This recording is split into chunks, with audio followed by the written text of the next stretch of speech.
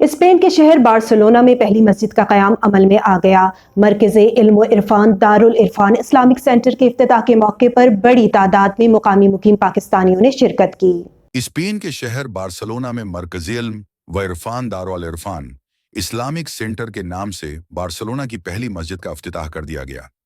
نعرہ تکبیر اور قرآن کی تلاوت کے ساتھ مفتی ملک اعجاز احمد، ساجد علی، حاجی محمد رزاق، محمد اقبال چوہدری، نور عالم کے علاوہ علماء، مشائخ، آئمہ مساجد و خطباء اور سماجی شخصیات نے فیتہ کاٹ کر مسجد کا افتتاح کیا۔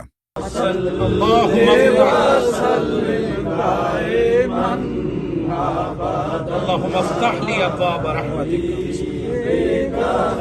ما شاء الله نعرہ تکبیر اللہ اکبر نعرہ تکبیر اللہ اکبر نعرہ رسالت یا رسول اللہ نعرہ حیدری۔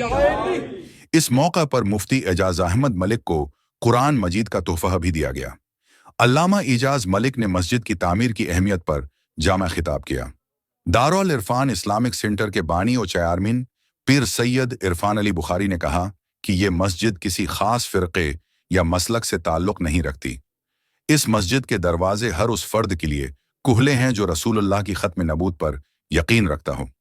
بانی و چیئرمین پیر صاحبزادہ سید عرفان علی بخاری نے افتتاحی تقریب میں شرکت کرنے والے تمام مہمانوں کا شکریہ ادا کیا اور نئی مسجد کے افتتاح کی مبارکباد وصول کی۔ اس موقع پر بڑی تعداد میں مقامی مقیم پاکستانیوں نے شرکت کی۔